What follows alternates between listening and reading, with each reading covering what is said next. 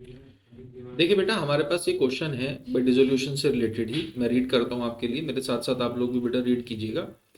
Question कहता है, माधव, मधुसूदन और Mukund were partners in Jagannath Associates. They decided to dissolve the firm. मेरे बच्चों, यहाँ से हमें पता पड़ा कि क्वेश्चन डिसोल्यूशन के रिगार्डिंग है। They decided to dissolve the firm. अब हुआ क्या है आगे, वो कहता है, pass necessary journal entries for the following transactions after various assets other than cash and third party liability have been transferred to realisation account. बेटा, आपका ना काम उसने थोड़ा सा आसान कर दिया है, ये कहकर कि वेरियस चीजें जो हैं वो पहले ही रियलाइजेशन अकाउंट में ट्रांसफर हो चुकी हैं। ठीक है, तो आपकी सरदर्दी यहाँ पर थोड़ी सी कम हो जाती है। पहला पॉइंट भैया क्वेश्चन का कहता है, old machine fully written off was sold for 42,000 while a payment of 6,000 is made to the bank for a bill discount being dishonoured. यहाँ पे ना दो बातें हैं अलग अलग। ठीक है, ये बेटा सिंगल ट्रांजेक्शन नहीं है, जैसे आपने, मेरे को उम्मीद है जो मैंने डिसोल्यूशन की वीडियो समझाई थी वो भी अच्छे से देखी होगी। तो मैंने आपको बताया था डिसोल्यूशन चैप्टर के अंदर सारी चीजें रियलाइजेशन अकाउंट के थ्रू ही डील होती हैं। रियलाइजेशन अकाउंट एक बहुत बड़ा बॉक्स है, सारे एसेट्स इसी में डालो, सारी लाइबिलिटीज भाई इसी में डालो, एसेट्स की पेमेंट आई है तो इसी अकाउंट में डाल दो, लाइबिलिटी की जो भी पेमेंट करनी है इसी अकाउंट में से पैसे निकालो। तो एक इवेंट मेरे बच्चों यहाँ पर क्या हुआ, old machinery fully written off was sold for 42,000। हमने उस मशीनरी को बेच दिया, 42,000 मेरे बच्चों आ गए हैं। तो यहाँ पर मैं क्या एंट्री वही करूंगा, देख सकते हैं। सबसे पहली एंट्री मेरे पास ये जाएगी कि मेरे पास 42,000 आए तो bank account debit to realisation. ठीक है जी, बैंक टू रियलाइजेशन में एंट्री पास करूंगा, मेरे पास 42,000 आ गए हैं मशीनरी बिकने के कारण। पहली बात ये है। दूसरी बात वो कहता है, while a payment of 6,000 is made to the bank for bill discount being dishonored। बेटा, हम पेमेंट कर रहे हैं तो ऑब्वियसली पैसा हमारे पास से जाएगा। पैसा यानी कि बैंक, बैंक का बैलेंस हमारे लिए एसेट, एसेट को कम करेंगे तो मेरे बच्चों टू बैंक, और ये पेमेंट भी हम रियलाइजेशन के थ्रू ही करेंगे तो एंट्री जाएगी realisation account debit to bank account 6,000 से। ठीक है, उम्मीद है आप लोगों को बेटा समझ आया। अगर आप लोगों ने वो वाली वीडियो नहीं देखी है जिसके अंदर मैंने आपको डिसोल्यूशन के सारे कंसेप्ट बताए हैं, तो मेरी पहले आपसे रिक्वेस्ट है, पहले आप वो वाली वीडियो देखें, तभी इस वीडियो का जो प्रॉपर आउटपुट है बेटा आपके साथ निकल कर आएगा, वरना बड़ी दिक्कत है। चलिए, पॉइंट नंबर 2 पे मैं बेटा आपके साथ आता हूँ। पॉइंट नंबर 2 कहता है, Madhusudan accepted an unrecorded asset of 80,000 at 75,000 and the balance by cheque against the payment of his loan. बेटा, मैंने उस वीडियो में भी आपको बताया था कि पार्टनर के लोन को हम एक स्पेशल ट्रीटमेंट में देते हैं। पार्टनर के लोन को हम नॉर्मल लाइबिलिटी की तरह रियलाइजेशन में ट्रांसफर नहीं करते। बेटा, अगर आपने अभी तक इस वीडियो को 1.5x पे या 2x पे नहीं करा है तो कृपया करके कर लो, आपको भी समझने में उम्मीद है थोड़ी आसानी होगी और आपका टाइम भी कम लगेगा। ठीक है, मगर नोटिंग साइड बाय साइड जरूर करते हैं। पढ़िए, Madhusudan accepted an unrecorded asset of 80,000 at 75,000। बेटा, 80,000 का एसेट उसने एक्सेप्ट करा 75,000 में, तो हम तो उसकी सेल वैल्यू 75 ही मानेंगे। And the balance by cheque against the payment of his loan to the firm of 1 lakh. देखो हुआ क्या है, एम ने लोन दिया हुआ है 1 लाख रुपए का। बेटा, लोन है 1 लाख रुपए का, और इस लोन की सेटलमेंट में हमने सामने वाले को दिया एक एसेट। एसेट की वैल्यू वो मान रहा है 75, एसेट है 80 का, मगर वो एसेट की वैल्यू कितनी कह रहा है 75,000। तो रिमेनिंग बेटा ये जो 25,000 रुपए बचे हैं वो कहता है कि हमने उसको पेमेंट करी चेक से। कहने का मतलब यहाँ पर हमने बैंक के थ्रू पेमेंट करी है। किस चीज की, एम के लोन की। एम कौन है भैया, पार्टनर। तो पार्टनर का लोन रियलाइजेशन अकाउंट में ट्रांसफर नहीं होता है, इसका बेटा सेपरेट अकाउंट बनता है। इसलिए यहां पर जो मैं एंट्री करूंगा वो पार्टनर का लोन अकाउंट मेरी किताबों में अब खत्म हो जाएगा, मेरी liability towards partner loan finish हो जाएगी। तो मेरे पास बेटा एंट्री जाएगी मधुसूदन लोन अकाउंट डेबिट, कि ये लोन भाई साहब मैंने पेमेंट कर दी है इसकी, loan account debit to bank, 1 lakh रुपए का लोन, और जी 25,000 रुपए मैंने बैंक के थ्रू पेमेंट कर दी। और टू रियलाइजेशन की बाकी के 75,000 रुपए जो हैं वो भी पे हुए हैं एक एसेट की फॉर्म में, तो टू रियलाइजेशन इसमें लिखा जाएगा। उम्मीद है बेटा अब आपको एंट्री ये भाई नजर आ रही होगी, Madhusudan loan account debit 1 lakh to bank to realisation. आइए नेक्स्ट एंट्री की ओर चलते हैं। थर्ड पॉइंट बेटा जरा रीड करते हैं हम क्या कहता है थर्ड पॉइंट। थर्ड पॉइंट कहता है, stock of book value 30,000 was taken by Madhav, Madhusudan and Mukund in their profit sharing ratio. बेटा, पार्टनर्स घर ले गए हैं स्टॉक। अगर पार्टनर्स घर लेके चले गए हैं स्टॉक तो हमारी लाइबिलिटी उनके प्रति हो जाएगी कम। ठीक है, हमारी लाइबिलिटी कहने का मतलब कैपिटल, कैपिटल का बैलेंस क्रेडिट, हम बेटा उसे कम करेंगे और कर देंगे डेबिट, क्योंकि अब हम ये मानते हैं कि हमने उन्हें ये पैसे नहीं देने, क्योंकि वो एसेट लेके चले गए, है ना, वो एसेट ले गए तो अब हम उनको पैसे कम देंगे। तो भाई साहब मेरे पास एंट्री होनी चाहिए माधव, मधुसूदन, इनके कैपिटल्स अकाउंट मेरे बच्चों मैंने डेबिट करने हैं, और Mukund, capital capital capital account debit to realisation. Again मेरे बेटा ये एंट्री जो है रियलाइजेशन से ही डील होगी, क्योंकि मैंने आपको पहले भी बताया डिसोल्यूशन चैप्टर के अंदर 90% जर्नल एंट्री रियलाइजेशन अकाउंट से डील होती है। एक एसेट यहाँ से चला गया है तो रियलाइजेशन को हम यहाँ पर कम कर देंगे। तो ये अपने प्रॉफिट शेयरिंग रेशियो में लेके गई, और रेशियो बेटा हमारे को मेंशन नहीं है तो हम मान के चलेंगे इक्वल। तो 10,000 10,000 10,000 और अल्टीमेटली रियलाइजेशन को हम क्रेडिट करेंगे 30,000 रुपयों से। उम्मीद है आपको एंट्री समझ आई होगी। नेक्स्ट पॉइंट बेटा, फोर्थ पॉइंट हमारे पास कहता है कि the firm had paid realisation expenses of 5,000 on behalf of Mukund. बेटा अब आप इसमें डिसोल्यूशन एक्सपेंसेस का जो लॉजिक हमने सीखा था कि पेयर और बियरर अलग अलग हो सकते हैं, तो उसी के ऊपर ये क्वेश्चन है कि the firm had paid realisation expenses of 5,000 on behalf of Mukund. मेरे बच्चे यहाँ पर बियर जो किया है वो किया है मुकुंद ने, और जो पे किया है वो पे किया है फर्म ने। तो बेटा फर्म ने पे कर दिया तो फर्म के पास से कैश चला जाएगा और हमने मुकुंद से पैसे लेने हैं, ठीक है ना, हम ये पैसे मुकुंद से ले लेंगे। एंट्री जाएगी मुकुंद कैपिटल अकाउंट डेबिट। हम मुकुंद को एक तरीके से अपना यहाँ पर एसेट मान लेंगे या अपनी लाइबिलिटी कम कर लेंगे, आप जैसे मर्जी सोच सकते हैं। और हमारे पास से पैसे चले गए तो टू बैंक 5,000 रुपये हमारे पास से चले गए हैं, और ये 5,000 रुपये हम कोई दान वान नहीं दे रहे, हम ये मुकुंद पे से पैसे काट लेंगे। नेक्स्ट एंट्री बेटा एंट्री नंबर 5 मैं यहाँ पे लिख लेता हूँ, उम्मीद है आप मेरे साथ साथ नोट कर रहे हो। तो मैं ये पॉइंट नंबर 1 मिटा देता हूँ, ठीक है, ये सारा भैया मैंने मिटा दिया। अब पॉइंट नंबर 5 पर हम आते हैं। पॉइंट नंबर 5 कहता है there was a vehicle loan of 2 lakh which was paid by surrender of asset to the bank at an agreed value of 1,40,000 and the shortfall was met from firm's bank account. बेटा theory में ना एक बात आपको समझानी रहेगी थी, जिसका जो है प्राइवेट सेटलमेंट। देखो प्राइवेट सेटलमेंट क्या होता है, अगर एक एसेट और लाइबिलिटी आपस में सेट ऑफ हो जाए, कहने का मतलब ना ही तो मुझे एसेट से पैसे मिलेंगे और ना ही मैंने लाइबिलिटी के पैसे देने हैं, अगर ये आपस में सेट ऑफ हो जाए तो बेटा मेरे ऊपर क्या इंपैक्ट हुआ, नो इंपैक्ट, है ना। भाई एसेट को मैं क्या मानता हूं कि इससे मुझे पैसे आएंगे, और लाइबिलिटी को मैं क्या मानता हूं कि मुझे लाइबिलिटी के पैसे देने हैं। मगर एक ऐसी सिचुएशन हो गई कि ना ही तो मेरे पास पैसा आना है और ना ही मेरे पास पैसा जाना है, तो मेरे बेटा मेरे लिए तो ये हो गया नील इंपैक्ट। इस तरीके की प्राइवेट सेटलमेंट की मैं कोई भी जर्नल एंट्री रिकॉर्ड नहीं करता हूं। यहां पर क्या हुआ, मेरे पास एक लोन था, लोन की भाई साहब टोटल वैल्यू क्वेश्चन में बताई हुई है 2 लाख रुपीज, जिसके against surrender of asset, asset मैंने दे दिया है, एग्रीड वैल्यू 1,40,000 रुपीज उसकी वैल्यू लगाई गई। तो जो बचे हुए 60,000 है वो कहता है हमने फर्म के बैंक अकाउंट से मेट करे।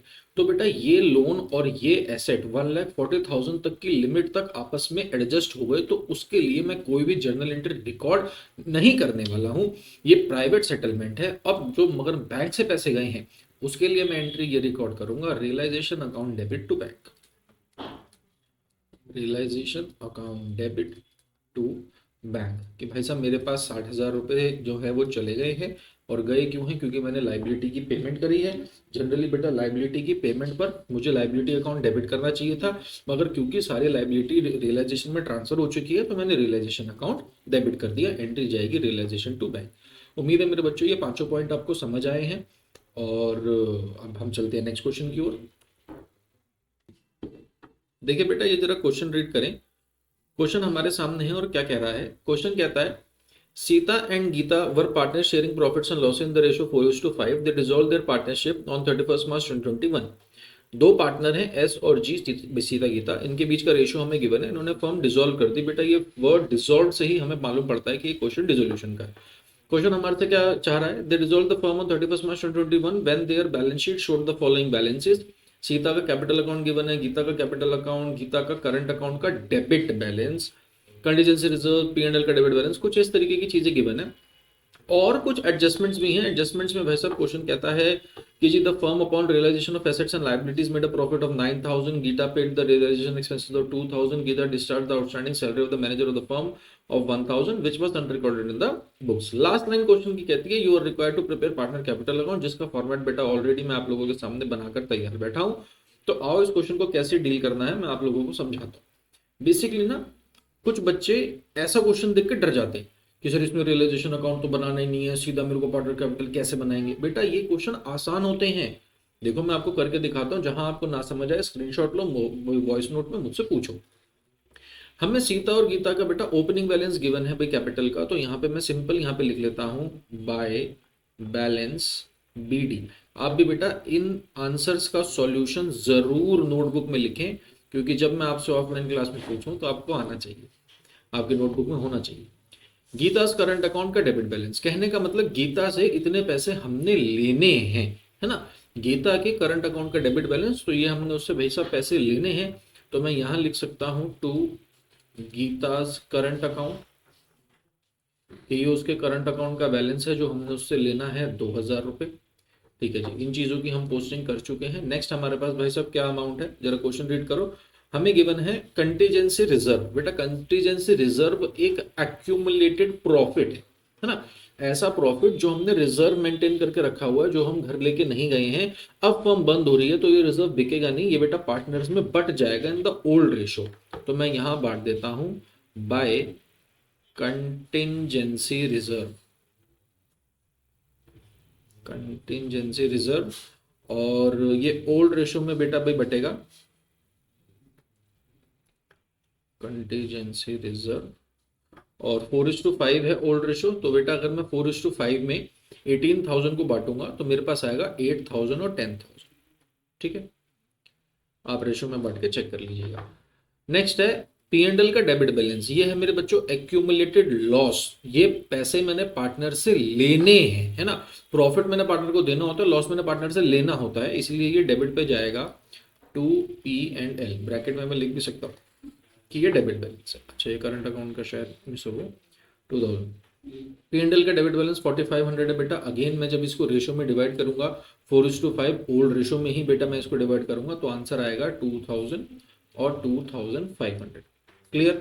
इतना कर लेने के बाद अब मैं एडजस्टमेंट्स पर आ रहा हूं, इसलिए बेटा मैं पेन थोड़ा चेंज कर लेता हूं, पेन का कलर। क्वेश्चन कहता है the firm upon realisation of assets and settlement of liabilities made a profit of 9000। Realisation account का बेटा हमें प्रॉफिट गिवन है, ऑब्वियसली वो क्रेडिट साइड पर ही लिखा जाएगा बाय रियलाइजेशन। ये प्रॉफिट है जी हमारे पास, और 9000 रुपए का प्रॉफिट बढ़ जाएगा in the ratio 4:5 old ratio के अंदर। नेक्स्ट एडजस्टमेंट हमारे से कहती है Gita paid the realisation expenses. अरे भैया पार्टनर ने पे कर दिए, तो अब हमने पार्टनर को देने हैं, हमारी पार्टनर के प्रति लायबिलिटी बढ़ गई। गीता को हमने 2000 देने हैं, ठीक है ना। किस चीज के भाई साहब देने हैं, एक्सपेंसेस के, तो रियलाइजेशन अकाउंट के थ्रू ही देंगे। रियलाइजेशन मैं ऐसे लिख लेता हूँ, ये एक्सपेंसेस के, ठीक है, बाय रियलाइजेशन एक्सपेंसेस का। एग्जाम में बेटा पूरा पूरा भाई लिखिएगा, मैं यहाँ पे शॉर्ट फॉर्म का यूज कर रहा हूँ, आप एग्जाम में शॉर्ट फॉर्म का यूज मत कीजिएगा। नेक्स्ट लाइन में क्वेश्चन कहता है Gita discharge the outstanding salary of the manager of the firm 1000 which was unrecorded in the books. Gita ने रियलाइजेशन एक्सपेंसेस तो 2000 पे किए ही, और 1000 रुपए जो मैनेजर की सैलरी किताबों में रिकॉर्ड होनी रह गई थी मेरे बच्चों, वो भी पे करी है। तो अगेन अब हमने उसको और पैसे देने हैं, है ना। ऐसा नहीं है कि गीता ने पे कर दी तो हमारी सरदर्दी खत्म, जी नहीं।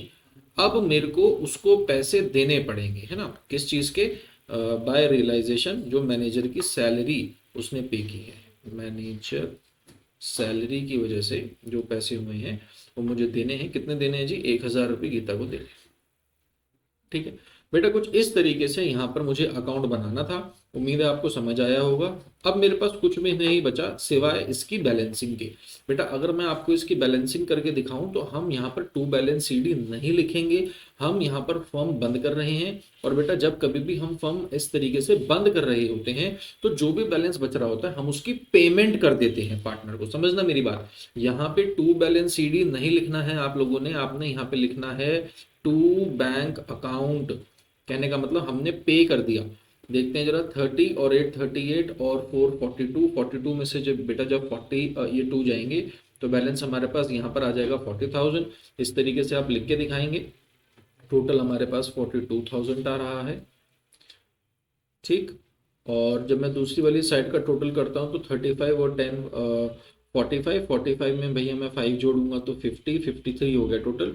53 में से बेटा जब मैं 4500 माइनस करूंगा तो 48,500, तो 48,500 इधर और 53,000 इधर।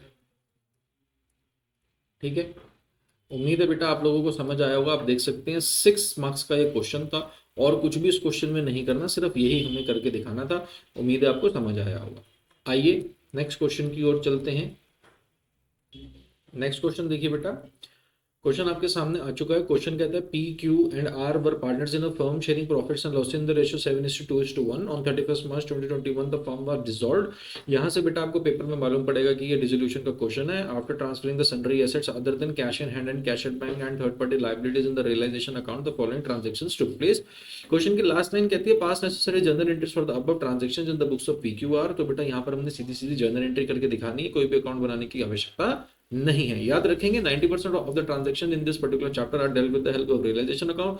और क्वेश्चन की पहली लाइन में ये बात उसने मेंशन कर दी है कि सारे एसेट्स एंड लायबिलिटीज जो भी रिक्वायर्ड थे वो रियलाइजेशन में ट्रांसफर हो चुके हैं। So you need not to show the transfer entries. पहला पॉइंट कहता है डेटर्स अमाउंटेड टू 1,20,000 पर हैंडेड ओवर। ये हमने दे दिए थे, किसको दे दिए थे? डेट कलेक्टिंग एजेंसी को, जिन्होंने कमीशन चार्ज करा 5%। उन्होंने कहा ठीक है भाई साहब, जितने भी हम डेटर भाई कलेक्ट करेंगे, हम जा जाके एक एक के घर जाएंगे, फोन मिलाएंगे, ईमेल भेजेंगे, व्हाट्सएप करेंगे, तो हमें 5% कमीशन चाहिए। The remaining debtors were 27,000 out of which debtors of 17,000 could not be recovered because the same became insolvent। मैं आपको बेटा थोड़े आसान शब्दों में समझाने की कोशिश करता हूँ। हमारे पास डेटर थे 1,20,000 प्लस 27,000, कहने का मतलब हमारे पास टोटल 1,47,000 रुपीज के मेरे बच्चों डेटर्स थे। ये हमने दे दिए डेट कलेक्टिंग एजेंसी को, जिन्होंने 5% का कमीशन चार्ज किया। कहने का मतलब 1,20,000 में से 6,000 रुपए बेटा, ये 5% 6,000 बनता है, उन्होंने कमीशन चार्ज कर लिया। तो उन्होंने हमें हैंड ओवर किए होंगे 1,14,000 रुपीज डेटर से कलेक्ट करके। उम्मीद है आपको बात समझ आई। और जहां तक बेटा ये 27,000 रुपीज की बात है, इन डेटर्स में से 17,000 के जो डेटर्स हैं वो हो गए बैड। ये पैसा बेटा हमें रिकवर नहीं होने वाला है, ये बेकार हो गया है पैसा। और ये 10,000 रुपए हमें रिकवर हो गए। ऑल इन ऑल आप ये मान के चलें कि जिन डेटर्स की वैल्यू 1,47,000 रुपीज थी, उनसे 1,14,000 रुपीज डेट कलेक्टिंग एजेंसी ने दिलवाए हैं और 10,000 रुपए हमें खुद मिल गए। तो मतलब 1,24,000 रुपीज हमें रियलाइज हुए हैं डेटर से। ये है बेटा इस क्वेश्चन का मतलब। ठीक है, तो हमारे पास बेटा अगर डेटर बेच के पैसा आएगा तो हमारे पास एंट्री जाएगी कैश या फिर bank account debit to realisation. इसका लॉजिक उम्मीद है आपको समझ आया होगा कि कैश या फिर बैंक हमारे पास एसेट है, एसेट का बैलेंस डेबिट है। जब हमें पैसे मिलेंगे तो हम डेबिट को बढ़ा देंगे और रियलाइजेशन को हम क्रेडिट कर देंगे। अगर जर्नली हमें बेटा डेटर से पैसे मिले होते तो एंट्री जाती कैश टू डेटर, मगर यहाँ पे मैं डेटर का नाम नहीं लिख सकता हूँ क्योंकि डेटर ऑलरेडी रियलाइजेशन में ट्रांसफर हो चुका है। तो यहाँ पर मैं एंट्री करूंगा कैश या फिर बैंक टू रियलाइजेशन। ठीक है, ये था मेरे बच्चों पहले पार्ट का सॉल्यूशन। आप इसको तुरंत लिख भी लेना क्योंकि मेरे पास स्पेस का थोड़ा इश्यू है, मैं वाइप आउट कर दूंगा। पॉइंट नंबर 2 देखें क्या कहता है। Creditors amounting to 7,000 were paid 5,500 in full settlement of their claim and balance creditors were handed over stock of 70,000 in full settlement of their claim of 80,000। बेटा question ना वही घिसी पिटी बातें कहता है मगर कह नए तरीके से देता है, जिससे ना बच्चे की टांगे कांपने लगती है कि पता नहीं क्वेश्चन ने क्या ही कह दिया। बेटा क्वेश्चन इस चैप्टर में बहुत ज्यादा प्ले नहीं कर सकता। अगर आप इंग्लिश को समझते हैं, चैप्टर के क्रक्स को पकड़ के बैठे हैं, तो आप इसमें फुल मार्क्स भी स्कोर कर सकते हैं इस चैप्टर में। समझें, creditors amounting to 7,000 were paid 5,500 in full settlement of their claim. And लिखा है ना, एंड का मतलब और भी कुछ हुआ। तो पहले यहां तक की तो हम बात समझ लें कि जी क्रेडिटर थे 7,000 रुपीज के।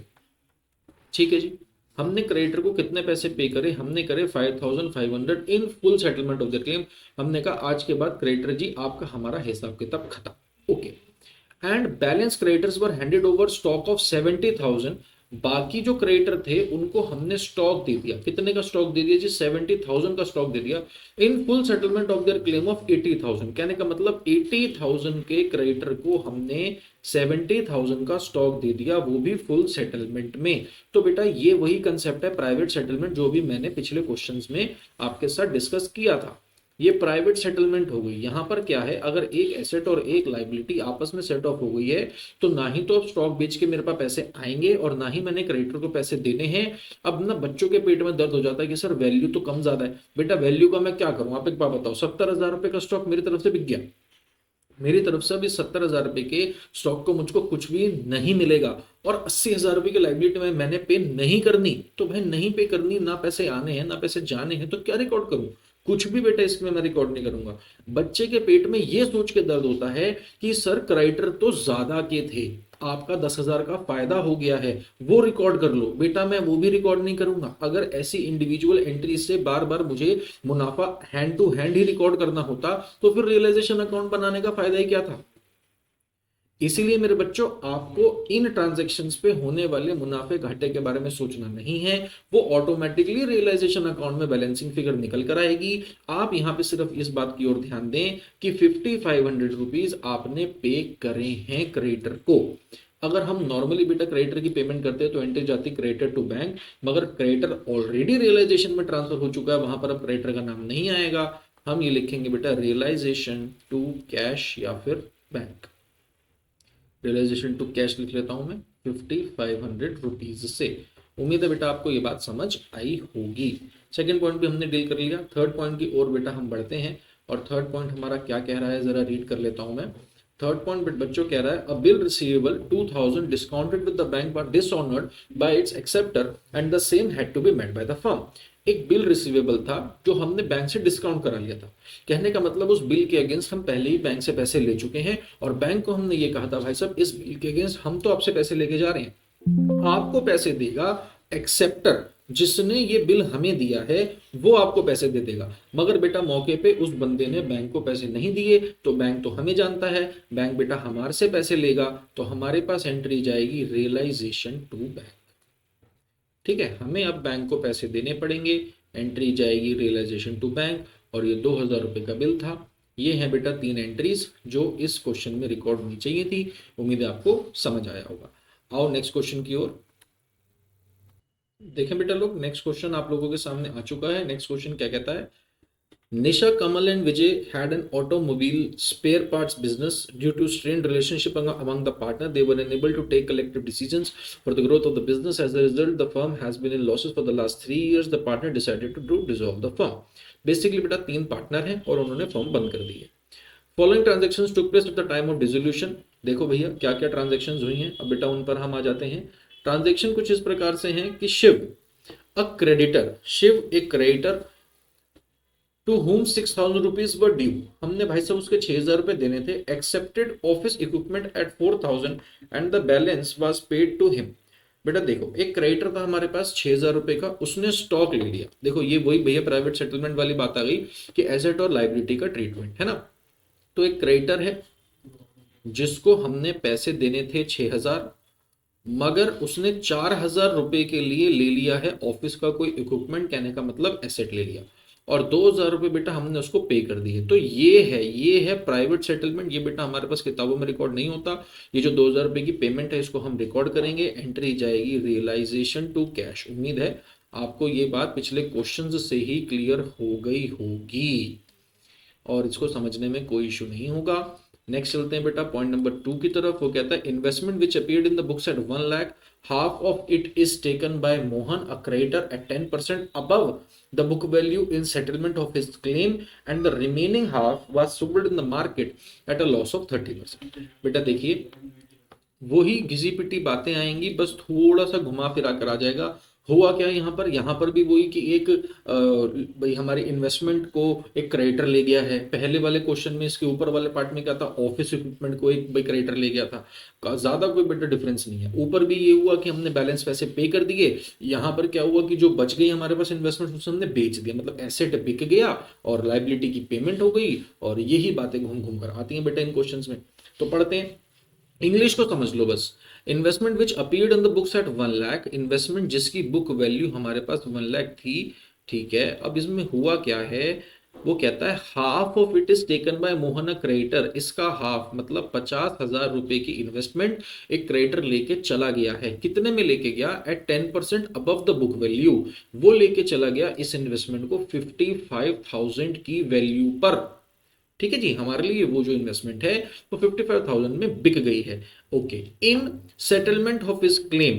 ठीक है जी, मतलब अब हमने क्रेडिटर को पैसे नहीं देने और हमारे पास इस 50,000 की इन्वेस्टमेंट से पैसे नहीं आएंगे। तो बेटा अगेन ये एक प्राइवेट सेटलमेंट है, ना पैसा आना ना पैसा जाना, इस बात की कोई भी रिकॉर्डिंग नहीं होगी। क्वेश्चन क्या कहता है, and the remaining half was sold in the market at a loss of 30%। जो रिमेनिंग हाफ बच गई, कहने का मतलब ये जो 50,000 रुपए की इन्वेस्टमेंट बच्चों बची है, ये बिकी है 30% लॉस पे। तो 30% होता है मेरे बेटा इसका 15,000 रुपए, तो इसको बेच के हमें 35,000 रुपीज मिले हैं। ये जर्नल एंट्री हमें करके दिखानी होगी और ये जर्नल एंट्री हमारे पास कुछ ऐसे जाएगी, बैंक टू रियलाइजेशन। उम्मीद है अब आपको ये बात समझ आई होगी, क्योंकि अगर इन्वेस्टमेंट बिकती नॉर्मली तो मैं एंट्री करता bank to investment, investment already realisation में ट्रांसफर है तो इन्वेस्टमेंट का नाम ना आके रियलाइजेशन आएगा और बैंक तो आएगा ही। 35,000 रुपीज के अंदर ये इन्वेस्टमेंट बिक गई है। ठीक है, I hope you are able to get the concept. Copy कर लेना बेटा, I will be soon wiping this off. Point number 3 पढ़ते हैं। पॉइंट नंबर 3 कहता है loan of 50,000 advance by Nisha. Nisha कौन? पार्टनर। ठीक है जी, पार्टनर के लोन की बेटा अलग से ट्रीटमेंट होती है, ये रियलाइजेशन में ट्रांसफर। फटाफट बताओ, होता है नहीं होता?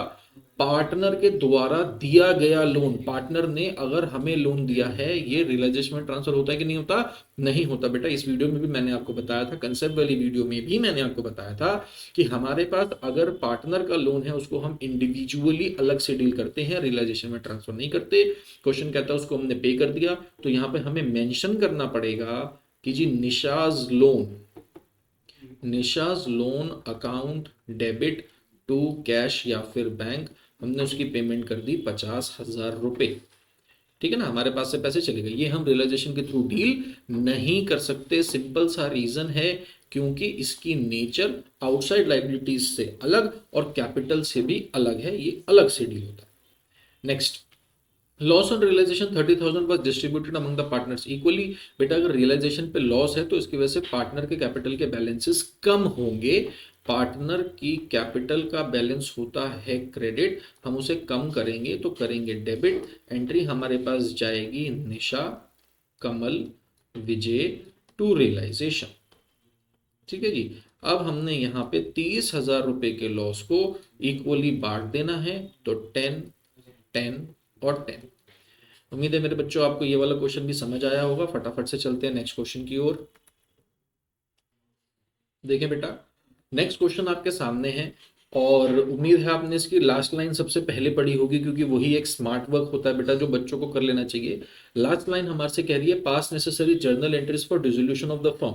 आप लोगों ने बेटा नोटिस किया होगा कि मैंने आपको मैक्सिमम क्वेश्चंस जो हैं वो जर्नल एंट्री से रिलेटेड कराए हैं, क्योंकि बेटा मेरा ये मानना है कि अगर आपका जर्नल स्ट्रांग है तो जर्नल से लेजर तो आप बना ही लेंगे। मगर फिर भी ये आज की क्लास का लास्ट क्वेश्चन नहीं है मेरे बच्चों, अभी एक क्वेश्चन और है और उसके अंदर मैं आपको रियलाइजेशन अकाउंट बनाना भी थोड़ा सा डील करवा दूंगा, ताकि आपकी प्रैक्टिस ऑल इन ऑल अच्छे से हो जाए। तो पढ़ते हैं मेरे बच्चों। देखो क्वेश्चन क्या कहता है। क्वेश्चन कहता है C and D were partners in a firm sharing profits and loss in the ratio 2:3 on 31/8/2022 their balance sheet was as follows. Capital given है सीओडी की, क्रेडिटर का बैलेंस गिवन है, वर्कमैन कंपनसेशन रिजर्व है, land stock debtor bank. ठीक है, एक normal सी balance sheet है भाई, साधारण सी, कोई बहुत बड़ी बात नहीं है इसमें। क्वेश्चन कहता था firm was dissolved in the assets and liabilities were settled as follows. देखो यहां से पता पड़ा फर्म वाज डिसॉल्व्ड की, ये डिसोल्यूशन का क्वेश्चन है। ये चीजें हुई हैं, हमें नेसेसरी जर्नल एंट्रीज करनी है for dissolution of the firm. आओ बेटा करनी शुरू करते हैं। सबसे पहली जर्नल एंट्री यहां पर मैं क्या करने वाला हूं, यहां पर मेरे बच्चों मैं ट्रांसफर करूंगा सारे के सारे एसेट्स और लाइबिलिटीज को रियलाइजेशन। समझ रहे हो, जो हमने पहले क्वेश्चन किए उसमें हमें वो वाली एंट्री रिकॉर्ड करके नहीं दिखानी थी, मगर यहाँ पे मुझे दिखानी है। ऐसा क्यों? क्योंकि उनमें मेंशन रहता था all the assets and liabilities have been transferred to realisation. अगर बेटा आप डाउट में हो तो वीडियो बैक करो और उन क्वेश्चनों को पढ़ो, वहां पे लिखा है। मगर यहाँ पर ऐसी कोई भी बात नहीं लिखी है, उसने नेसेसरी जर्नल एंट्रीज मांगी है। ये क्वेश्चन अगर पेपर में आएगा तो 6 मार्क्स में आएगा, 3 मार्क्स को देख के घबराए ना। ठीक है, अब बेटा मैं एसेट्स और लायबिलिटीज को ट्रांसफर करता हूं, तो मेरे पास पहली एंट्री एसेट्स को ट्रांसफर करने के लिए मैं करता हूं रियलाइजेशन अकाउंट डेबिट, कि भाई सर रियलाइजेशन अकाउंट में मैंने ट्रांसफर कर दिया लैंड एंड बिल्डिंग को, स्टॉक को और डेटर को। बेटा बैंक ट्रांसफर नहीं होता, क्योंकि मैंने कंसेप्चुअल वीडियो में बताया था बैंक को का हम अलग से अकाउंट बनाते हैं। लैंड एंड बिल्डिंग की मेरे बच्चों वैल्यू है हमारे पास 7,50,000 रुपीज, और स्टॉक की वैल्यू है 3,80,000 रुपीज़ और डेटर्स की वैल्यू है 4,50,000 रुपीज़। ठीक है, इन सब का बेटा टोटल आएगा 15,80,000। सर आपने इतनी जल्दी टोटल कैसे लगाया? बेटा थोड़ा सा दिमाग लगाया कि अगर बैंक का बैलेंस 20 लाख है और सबका बैलेंस 16 है तो इन सबको इकट्ठे जोड़ने के बजाय इसमें से इसको माइनस कर दूंगा तो इन सबका टोटल आ जाएगा। उम्मीद है इतनी कॉमन सेंस आप भी जरूर लगाएंगे। नेक्स्ट एंट्री में बच्चों अभी मैंने यहाँ पर ट्रांसफर किए हैं एसेट्स, अब मैं ट्रांसफर करता हूँ लाइबिलिटीज। लाइबिलिटी का बैलेंस होता है क्रेडिट और बेटा जब ये ट्रांसफर हो जाएगी रियलाइजेशन में तो क्रेडिट को कम करेंगे, हम डेबिट करेंगे। तो इसलिए यहाँ पर एंट्री जाएगी creditor account debit. Creditor account debit होगा मेरे बच्चों 3,25,000 रुपीज से। और यहाँ पर आ गया वर्कमैन कंपनसेशन रिजर्व। मैंने पहले भी आप लोगों को बोला था कि वर्कमैन कंपनसेशन रिजर्व या फिर इन्वेस्टमेंट फ्लक्चुएशन रिजर्व जब आ जाए तो थोड़ा सा केयरफुल हो जाना। इधर देखिए वर्कमैन कंपनसेशन का क्लेम गिवन है बच्चे 60,000 और रिजर्व गिवन है 75,000। तो रिजर्व ज्यादा है ना, रिजर्व जो है वो ज्यादा है। तो मैं क्या करूंगा, जितना रिजर्व मेरे पास क्लेम के लिए यूज हो रहा है उसको तो मैं रियलाइजेशन में डाल दूंगा, रिमेनिंग रिजर्व को मैं पार्टनर्स के बीच में बांटूंगा। मैंने ये कंसेप्चुअल वीडियो में बच्चों बात बताई थी, अगर मेरे पास रिजर्व होता और क्लेम ना होता तो मैं इस रिजर्व को अभी उठाकर, अगर ये लाइन ना लिखी होती ना, ये वाली लाइन, ये अगर क्लेम के बारे में ना लिखी होती, मैं इस रिजर्व को उठा के पार्टनर्स के बीच में बांट देता।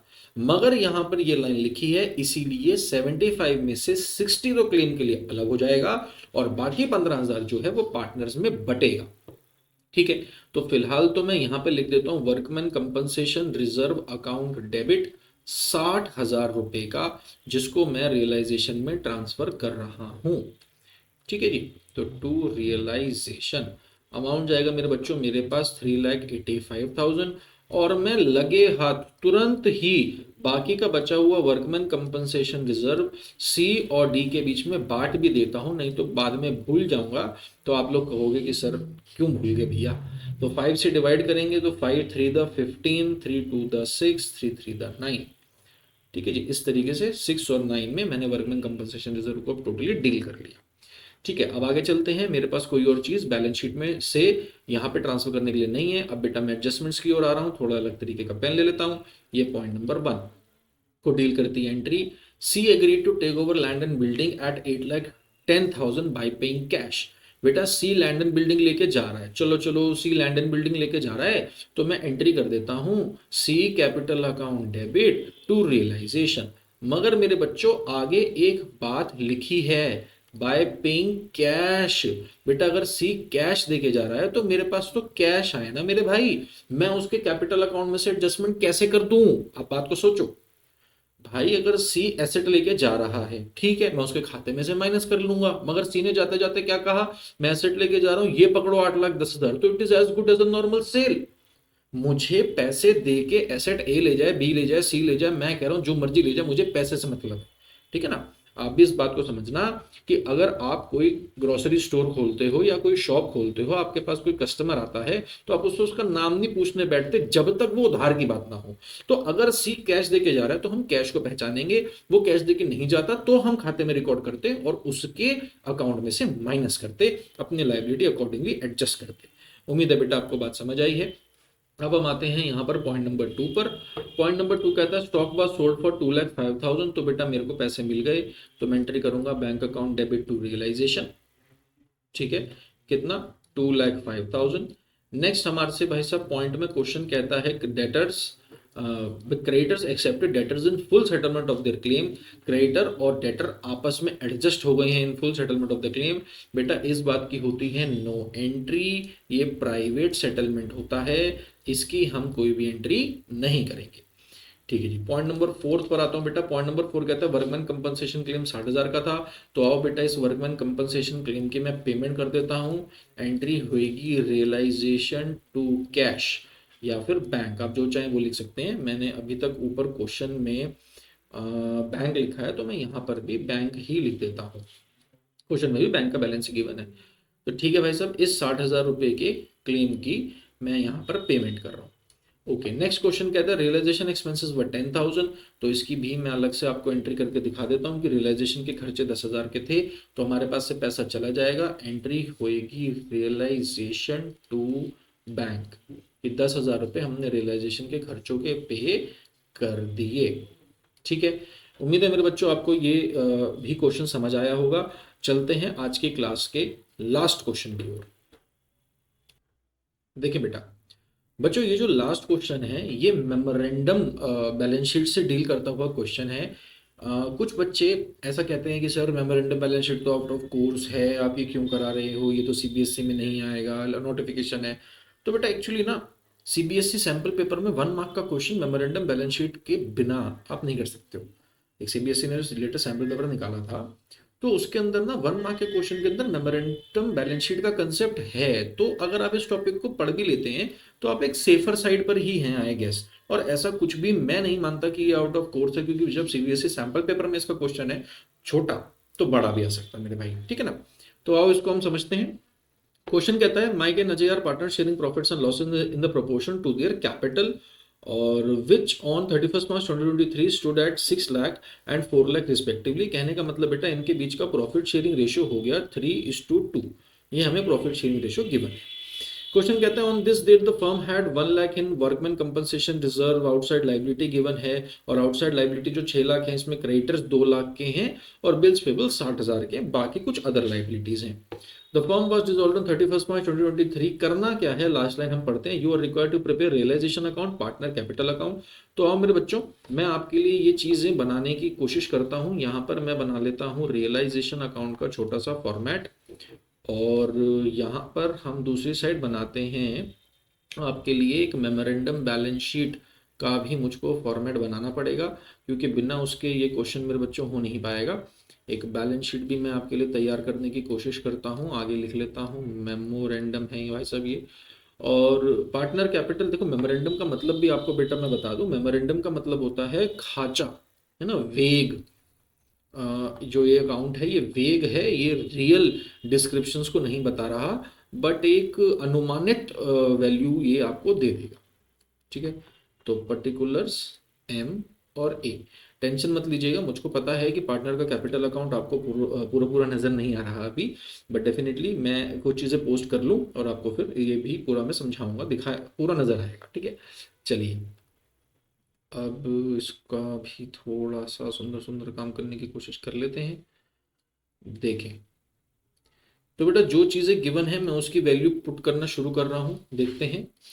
क्वेश्चन कहता है भाई साहब उनकी कैपिटल गिवन है 6 लाख और 4 लाख की, तो ऑब्वियसली बेटा ये कैपिटल जो है ये हमने बैलेंस शीट में रिकॉर्ड करी होगी, लाइबिलिटी साइड पर आई होगी। कैपिटल एम और ए ये है 6 लाख रुपीज और ये है 4 लाख रुपीज, तो टोटल मेरे पास कैपिटल रही है 10 लाख रुपीज, ठीक है, फेयर इनफ। अब आगे चलते हैं। क्वेश्चन कहता है on this date the firm had 1 lakh in workman compensation reserve. हमारे पास 1 लाख वर्कमैन कंपनसेशन रिजर्व में भी था और आउटसाइड लाइबिलिटीज वर 6 लाख, जो दूसरी लाइबिलिटीज थी उनका टोटल हमें गिवन है 6 लाख रुपीज, है ना। तो जो टोटल है लाइबिलिटीज का वो है 6 लाख रुपीज। क्वेश्चन कहता है विच इंक्लूडेड, ए 6 लाख में क्या क्या जुड़ा हुआ था, क्रेडिटर जुड़े हुए थे 2 लाख रुपए के और जी बिल्स पेबल जुड़ा हुआ था 60,000 रुपए का। तो बेटा रिमेनिंग जो 3,40,000 है वो मेरे पास कुछ रहा होगा, मान लीजिए अदर करंट लाइबिलिटीज, ठीक है, अदर करंट लाइबिलिटीज जो मेरे पास कुछ होंगी, अदर लाइबिलिटीज लिख लेता हूं मैं। चलो अब ये करंट है या नहीं ये भी मुझको नहीं पता, तो मैं अदर लाइबिलिटीज लिख लेता हूं। चलिए अदर लाइबिलिटीज ये मैंने निकाली है यहां से, balancing figure 340। Next, the firm was dissolved on 31st March 2023 on which date the assets other than cash, तो कैश जो है वो तो मेरे पास 70,000 था भाई साहब, वो तो हम बेचते नहीं है, बिकता नहीं है, रियलाइजेशन में ट्रांसफर नहीं होता, उनसे हमें मिले हैं 14 लाख, रियलाइज्ड 14 लाख लिखा है। तो एसेट्स को मैं यहां ट्रांसफर करता हूं, जो पैसे रियलाइज हो जाते हैं उनको मैं यहां लिखता हूं बाय बैंक, तो मैं यहां पर भी तुरंत पोस्टिंग कर देता हूं 14 लाख रुपीज मुझको मिले हैं, ठीक है। And the liabilities were paid as follow, liability की मैंने पेमेंट भी की थी। तो देखो यहां से फिलहाल बेटा ये बैलेंस शीट बना के हमें क्या फायदा है ये मैं आपको बता देता हूं। बैलेंस शीट में आता है एसेट्स, लाइबिलिटीज और कैपिटल। देखो कैपिटल मुझको गिवन है, लाइबिलिटी की सारी डिटेल मेरे पास आ गई, एसेट्स का सिर्फ कैश मेंशन्ड है, जो बाकी के एसेट्स हैं उनकी वैल्यू कितनी है ये मेंशन नहीं है। आप समझो मेमोरेंडम रिवैल्यूएशन अकाउंट मैंने इसलिए बनाया क्योंकि यहां पर मुझको एक वैल्यू ट्रांसफर करनी थी ना। देखो यहां से यहां मैं एसेट्स ट्रांसफर करता हूं, बोलो हाँ या ना। यस सर, यहां से यहां आप एसेट्स ट्रांसफर करते हो, लैंड एंड बिल्डिंग है, मशीनरी है, और भी जो बिल्डिंग वगैरह हैं, जो चीजें हैं, आप यहाँ पे भी ट्रांसफर करते हो, मगर उसकी वैल्यू ही गिवन नहीं है क्वेश्चन में। इसीलिए मैंने मेमोरेंडम बैलेंस शीट बनाई, ताकि उनकी एक अनुमानित वैल्यू मेरे पास आ जाए। उनकी बाइफिक्रेटेड कि कौन सी चीज कितनी की है ये तो मेरे को नहीं पता पड़ेगा, बट एक टोटल पता पड़ जाएगा कि मेरे पास सन्ड्री एसेट्स जो हैं वो कितने के रहे होंगे। इसीलिए ये मेमोरेंडम बैलेंस शीट बच्चों मैंने बनाई है। 10 और 1 11 और 6 टोटल होता है जी 17 लाख। अगर यहाँ पे भी 17 लाख मैं मान के चलूं कि दोनों साइड का टोटल है, तो बेटा मेरे पास जो सन्ड्री एसेट्स आएंगे उनकी वैल्यू आ रही है 6,30,000 रुपीज। ये निकाली है मैंने एज बैलेंसिंग फिगर, और इसी वैल्यू को मैं यहाँ रियलाइजेशन में ट्रांसफर कर देता हूँ टू सन्ड्री एसेट्स 16,30,000। बस बेटा इतना सा कंसेप्ट था जो आपको बेसिकली समझना था मेमोरेंडम बैलेंस शीट का। अगर आप मेमोरेंडम बैलेंस शीट नहीं बनाओगे तो आप ये 16,30,000 निकाल नहीं सकते, और निकालोगे नहीं तो रियलाइजेशन में पुट नहीं करोगे, रियलाइजेशन में पुट नहीं करोगे तो आपका आंसर गलत हो जाएगा। ये था बेटा कंसेप्ट, ठीक है। तो मैं बाकी क्वेश्चन भी आपके लिए सॉल्व करता हूँ। उम्मीद है अब आपको सारी चीजें क्लियरली विजिबल हो रही होंगी। नेक्स्ट देखते हैं बेटा क्या क्या हमारे को वैल्यूज गिवन है। थोड़ा पहले जूम कर लें, फिर कर लेंगे जूम आउट। जो वैल्यूज अभी पोस्ट हो पा रही हैं वो मैं लिख लेता हूँ। क्वेश्चन में नेक्स्ट वो कहता है कि भाई creditors were paid at a discount of 1,000। बेटा क्रेडिटर की वैल्यू थी 2 लाख रुपीज, हमने इसकी जो पेमेंट करी है, पहले देखो मैं यहाँ पे ट्रांसफर भी कर लेता हूँ कि जी बाय सन्ड्री लाइबिलिटीज 6 लाख रुपए की बेटा ये लाइबिलिटी मैंने यहाँ पे ट्रांसफर कर ली, ठीक है। अब इनकी पेमेंट है, तो पेमेंट है तो जी टू बैंक। क्रेडिटर की पेमेंट कितनी हुई है जी, क्रेडिटर को मैंने पैसे दिए 1,000 रुपए कम, तो क्रेडिटर था 2 लाख रुपए का, 1,000 रुपए कम कहने का मतलब 1,99,000 हमने क्रेडिटर को पैसे दिए हैं। बिल्स पेबल की भी जो पेमेंट हुई है, क्वेश्चन क्या कह रहा है मेरे साथ पढ़े, bills payable were discharge at a rebate of 1,000। Bills payable में भी 1,000 रुपए बेटा हमने कम दिए, 60,000 थे तो 1,000 रुपए कम के हिसाब से 59,000 की यहाँ पे भी हमने पेमेंट की होगी। नेक्स्ट वो कहता है workman compensation claim of 40,000 was met. तो देखो यहां पर बेटा मेरे को वर्कमैन कंपनसेशन रिजर्व गिवन है 1 लाख, रिजर्व ज्यादा है क्लेम कम है, रिजर्व ज्यादा है क्लेम कम है, तो मैं यहां पर बाय वर्कमैन कंपनसेशन रिजर्व बेटा जितना क्लेम है उतना ट्रांसफर कर देता हूं 40, और यहां पर मैं बैंक के अंदर वर्कमैन कंपनसेशन क्लेम की पेमेंट भी कर देता हूं। वर्कमैन कंपनसेशन क्लेम 40,000 मैंने पे कर दिया, ठीक है। अच्छा अब इधर देखो 30,000 बेटा एक्सपेंसेस भी हैं, तो टू बैंक के अंदर हमारे पास एक्सपेंसेस भी आ रहे हैं डिसोल्यूशन के 30,000, वो भी हमने पे कर दिए। और बिल्स पेबल पे हो गया, क्रेडिटर पे हो गया। आपको एक बात हमेशा ध्यान रखनी है, जो मैं वीडियो के अंत में इसीलिए बता रहा हूं ताकि मेरे साथ बच्चे अंत तक जुड़े रहें। जो अभी तक जुड़ा नहीं रहा होगा, जिसने वीडियो छोड़ दी होगी, उसको बेटा ये बात नहीं मालूम पड़ेगी। Whenever in the question you are giving any, you are provided with any sort of liability in the chapter dissolution, you need to make sure that it has been paid. आप कोई भी लाइबिलिटी को unpaid नहीं छोड़ सकते हो, और कोई भी टेंजिबल एसेट को विदाउट रियलाइज्ड आप नहीं छोड़ सकते हो। आप ये मान के चलोगे जितने भी टेंजिबल एसेट्स हैं सबकी रियलाइजेशन हुई है। क्वेश्चन कह रहा है रियलाइज हो गया तो उस वैल्यू पे, नहीं कह रहा तो बुक वैल्यू पे रियलाइज हुए होंगे। सिमिलरली सन्ड्री जितनी भी हमारे पास लाइबिलिटीज होती हैं सबकी बेटा हमने पेमेंट कर दी है। क्वेश्चन कह रहा है जिस वैल्यू पे पे हो गई तो हो गई, नहीं हुई तो हम उसकी पेमेंट करेंगे। All liabilities should be paid, all tangible assets should be realised. कोई इंटेंजिबल एसेट है उसकी रियलाइजेशन के बारे में अगर क्वेश्चन साइलेंट है तो हम भी ये मानेंगे कि वो रियलाइज नहीं हुआ, मगर टेंजिबल एसेट जिसको हम टच और फील कर सकते हैं वो वाला एसेट तो रियलाइज होगा ही होगा, if even not mentioned in the question. इस बात का ध्यान रखते हुए अदर लाइबिलिटी बेटा मेरे पास 3,40,000 रुपए की है, जिसकी पेमेंट के बारे में क्वेश्चन कुछ भी नहीं कह रहा, तो मैं उसको अनपेड नहीं मानूंगा। मैं यहां पे मानूंगा कि मैंने अदर लाइबिलिटी की पेमेंट कर दी है 3,40,000 जितना उसकी बुक वैल्यू थी, ठीक है। तो this is how you were required to attempt this particular question. अब तो मेरे बच्चों कुछ भी नहीं है। अब मैं थोड़ा सा जूम आउट करके इस क्वेश्चन को पैक करना शुरू करता हूं।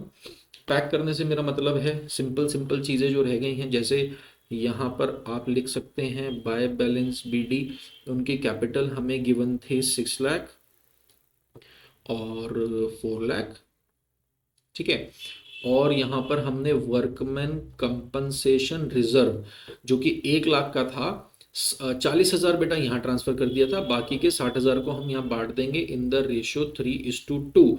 तो जो कि आएगा 60 को बांट रहे हैं 5 से डिवाइड करेंगे, 60/5 इज 12, तो 36 और 24। ठीक है।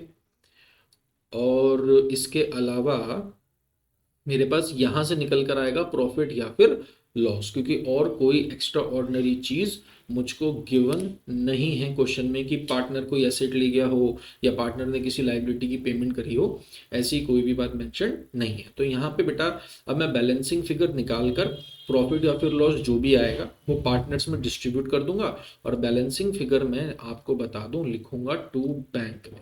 इस बात को आप ध्यान रखिएगा, टू बैंक में बैलेंसिंग फिगर आएगी।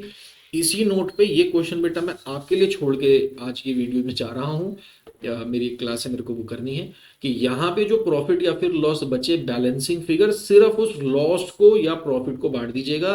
लॉस आएगा तो मेरे बच्चों इस साइड बटेगा और प्रॉफिट आएगा तो इस साइड बटेगा, रेशियो है 3:2। फिर बैलेंसिंग फिगर की पेमेंट कर दीजिएगा।